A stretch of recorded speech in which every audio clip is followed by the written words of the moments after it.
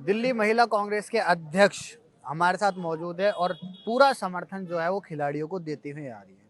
तो मैम, ये जो अभी इंसिडेंट हुआ है और जो मंत्रालय भी गए हैं खिलाड़ी, इसमें आप कैसे देखते हैं? देखिए ये कोई मुझे बहुत अच्छी प्रोग्रेस नहीं लगी है इस मैटर में, क्योंकि यही जब हमारे महिला खिलाड़ी मेडल जीत कर आते हैं तो प्रधानमंत्री जी फटाफट फोटो करने के लिए बुला लेते हैं इन्हें, फ़ोन पे बात करते हैं, सहानुभूति जताते हैं। वो सब करने के लिए प्रधानमंत्री जी के पास हमेशा समय रहता है। लेकिन आज कह रहे हैं कि हमारे मंत्रियों से मिलो। यही महिला खिलाड़ी गोल्ड मेडल जीत कर जब आती हैं, फोटो खिंचाते हैं, तो अब क्या दिक्कत है? अब प्रधानमंत्री जी क्यों नहीं मिल रहे?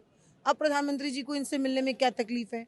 अगर देश की विश्व विजेता आपसे कोई बात कह रही हैं, और जिन देखिए, एक महिला खिलाड़ी होना बड़ा ही मेंटल स्ट्रेंथ और फिजिकल स्ट्रेंथ का काम है, खासकर रेसलर होना। अगर उस कैटेगरी के भी लोगों के आंखों में आंसू आ रहा है, उस महिला के नाम आंसू आ रहा है, तो आप समझ सकते हैं कि वो कितने ही दुख में होंगी। और वहीं पे सरकारें कह रही है कि ये जितने भी ये आरोप लगाए गए हैं ये सारे बेबुनियादी हैं। तो देखिए, उसको आप किस तरीके से देखते सरकार ने हमेशा भाजपा के मंत्रियों को प्रोटेक्ट किया है। हरियाणा का भी आपके सामने मैटर आया था, स्पोर्ट्स मिनिस्टर का, बीजेपी चुप।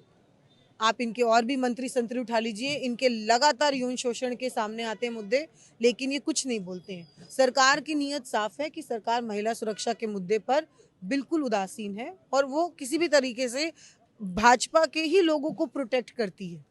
हाथरस में क्या हुआ था, वहां पर भी इसी तरीके से प्रोटेक्ट किया जा रहा था प्रशासन को। ये बीजेपी का एक ट्रैक रिकॉर्ड है, लेकिन ये कोई आम महिलाएं नहीं है। इस मुद्दे को दबा नहीं पाएंगे ये लोग। ये हमारे देश की आन बान शान है, हमारे देश के खिलाड़ी हैं।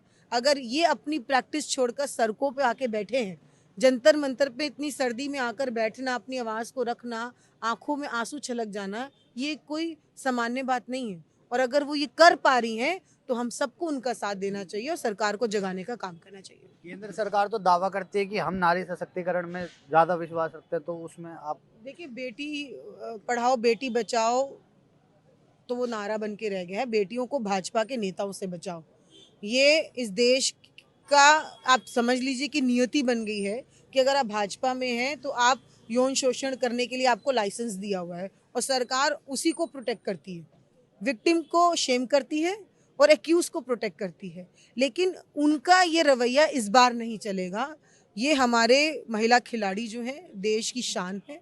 इस मुद्दे पे सरकार सेल्फ गोल ना करे, समझदारी दिखाए, खिलाड़ियों से मिले, उनकी बात को सुने और पर्याप्त कानूनी कार्रवाई करें, और इनको फेडरेशन के प्रेसिडेंट पद से निष्कासित करके इनको जेल भेजा जाए। जब से ये धरना स्टार्ट हुआ है, मतलब कल से, कल पूरा काला दिन मनाया गया है, ब्लैक डे बनाया गया है।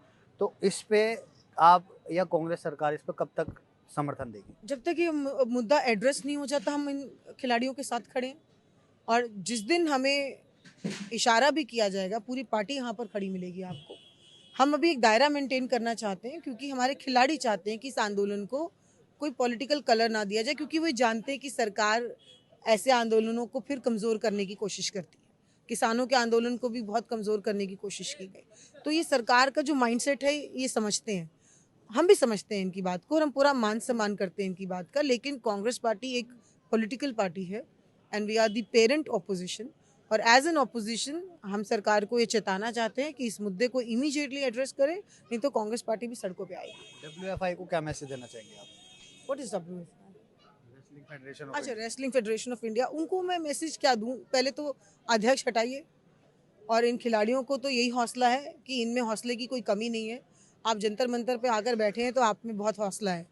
और देखिए, कई बार क्या होता है कि फेडरेशन वाले इतने पावरफुल होते हैं कि खिलाड़ियों को डरा देते हैं कि आपका करियर ख़त्म कर देंगे, आपको खेलने के लिए नहीं भेजेंगे, आपको रिसोर्सेज नहीं देंगे, संसाधन नहीं देंगे, तो खिलाड़ी डर जाते हैं।